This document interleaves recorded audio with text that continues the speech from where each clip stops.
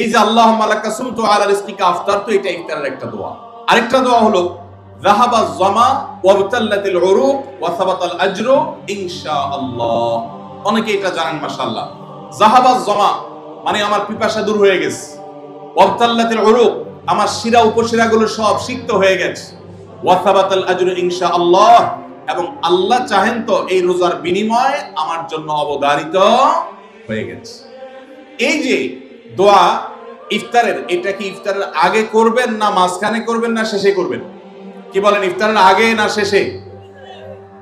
যারা যারা আগের পক্ষে তারা হাত তোলেন, মাশাআল্লাহ বলো ভাইরা আমার। এই দোয়া ইফতারের পরে করবেন, আগে না। অনেকেই এই ভুলটা জানেন, অনেকে মনে করেন যে আগেই করতে হয়, আগে না। ইফতারের দোয়া কখন করবেন? ইফতারের শব্দের অর্থের দিকে খেয়াল করলে তো দেখতে পারেন পিপাসা দূর হয়ে গেছে, শিরা উপশিরা সিক্ত হয়ে গেছে, এটা কি ইফতারের আগে হয় না পরে হয়? তাহলে আল্লাহুম্মা লাকা সুমতু আলা রিজকিকা আফতারতু, আল্লাহ তোমার জন্য রোজা রাখলাম, তোমার রিজিক দিয়ে ইফতার করলাম, এটা কি আগে না পরে? পরে। অতএব এটা ইফতারের পর। তাহলে ইফতারের শুরুতে কি পড়বেন? বিসমিল্লাহ। বিসমিল্লাহ বলে যে কোনো খাবার খান, ইফতারও খাবেন। ইফতার খেয়ে ফেলছেন, 2-4 লোকমা খেয়েছেন, একটু পানি খেজুর খেয়েছেন, তারপরে দোয়া পড়তে পারেন। আর চাইলে একদম শেষ করেও পড়তে পারেন। আর এটা নিজের ভাষায় পড়লে হয়ে যাবে, কিন্তু সুন্নাত হবে, বেশি উত্তম হবে নবীজির ভাষায় পড়তে পারলে, সরাসরি আরবি টেক্সটটা পড়তে পারলে। আল্লাহ আমাদেরকে তৌফিক দান। রোজার নিয়ত কোনটি বা কিভাবে করব? নিয়ত করা কি রোজা রাখার জন্য জরুরি? নিয়ত তো সমস্ত ইবাদতের জন্য জরুরি, কিন্তু নিয়ত করা জরুরি, নিয়ত বলা জরুরি না। নিয়ত করা এক জিনিস আর নিয়ত বলা আরেক জিনিস। মুখে নিয়ত বলে আর অন্তরে নিয়ত করে, অন্তরে নিয়ত করে আর মুখে নিয়ত বলে। ইবাদতের মধ্যে নিয়ত করা ফরজ। রোজার জন্য নিয়ত ফরজ, নামাজের জন্য নিয়ত ফরজ, কিন্তু নিয়ত বলাটা ফরজ বা সুন্নাত কোনোটাই না। আমরা যে রোজার নিয়ত শুনছি, নাওয়াইতু আন আসুমা গাদান, আছে না? বিভিন্ন আপনার ক্যালেন্ডারেও লেখা থাকে, ভিত্তিহীন। নবী করিম সাল্লাল্লাহু আলাইহি সাল্লামের কোন জয়ীফ জাল হাদিসেও এরকম রোজার কোন নিয়তের কথা কোথাও বর্ণিত হয় নাই। ইসলামের নামে নকল আমল করলে সওয়াব হবে না গুনাহ হবে? খবরদার। এই জন্য আমরা মেহেরবানি করে, আমি কি জন্য ভোর রাতে উঠছি? সারি খেতে উঠছি। সারি খেতে উঠছি মানে কালকে রোজা রাখবো, এটাই তো আমার নিয়ত। মনের ইচ্ছা আছে, ইন্টেনশন আছে, এটাই নিয়ত। মুখে আলাদা নিয়তের উচ্চারণ দরকার নাই। প্রথম প্রশ্ন এসেছে, রমজানে মাঝে মাঝে তারাবির নামাজ ছুটে যায়। যদি আমার তারাবির নামাজ ছুটে যায়, এতে কি আমার রোজা আদায় হবে বা রোজার পূর্ণতাতে কোনো সমস্যা হবে কিনা? ভাইরা আমার, রমজান মাসে তারাবির নামাজ না পড়লে আমরা অনেকে মনে করি যে তার রোজাতে বোধহয় অসুবিধা হবে।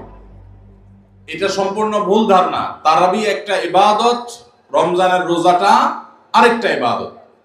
যেহেতু তারাবি না পড়লেও রমজানের রোজা হয়ে যায়, তাহলে তারাবি পড়ার কি আর দরকার আছে?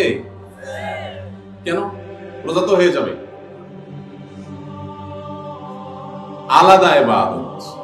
রোজা রাখা একটা ইবাদত, তারাবি পড়াটা আরেকটা ইবাদত। নবী করিম সাল্লাল্লাহু আলাইহি সাল্লাম একই হাদিসে দুটি কথা বলেছেন, মান কামা রমাদানা ঈমানান ওয়া ইহতিসাবান গুফিরা লাহু মা তাকাদ্দামা মিন যামবি। একই হাদিসে বলেছেন, মান সামা রমাদানা ঈমানান ওয়া ইহতিসাবান গুফিরা লাহু মা তাকাদ্দামা মিন যামবি।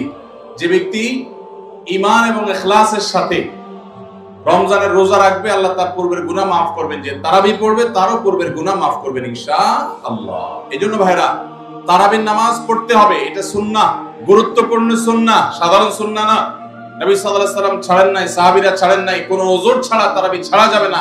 জামাত ছুটে গেলে একা একা হলেও পড়বেন, কিন্তু কোনো কারণে পড়তেই পারলেন না, সফরে আছেন, ট্রাভেলে আছেন, বাসে ছিলেন, ট্রেনে ছিলেন, নাইটে সফর করেছেন, তারাবি পড়তেই পারেন নাই, ইনশাআল্লাহ আপনার রোজা হয়ে যাবে। তাই বলে তারাবিকে অনেকে অবহেলা করেন আজকাল, যেটা তো সুন্নাহ, না পড়লে কি? এই অবহেলাটা আরেকটা দোষের। তাহলে আমাদের মধ্যে দুইটাই সীমা লঙ্ঘন। কেউ মনে করেন তারাবি না পড়লে রোজাই হবে না, এটা হলো বাড়াবাড়ি।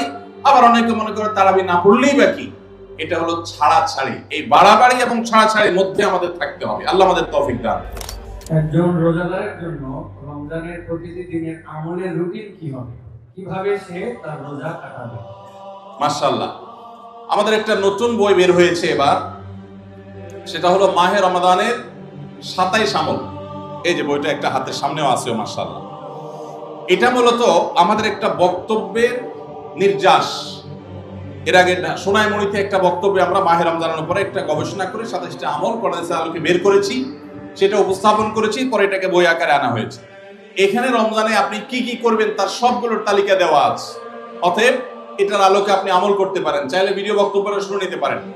একবার সকাল থেকে রাত পর্যন্ত একটা সুনির্দিষ্ট রুটিনের মধ্য দিয়ে কাটাবেন, আর কিচ্ছু করতে পারেন না পারেন, শুধু একটা কথা বলে যাই, রমজান মাসে ফরজ রোজা রেখে অন্তত কোন প্রকার হারাম কাজ, গুনাহের কাজ করবেন না। বাস এটুকু যদি করতে পারেন ইনশাআল্লাহ আপনার রমজান সাকসেস। চেষ্টা করা যাবে না ইনশাআল্লাহ?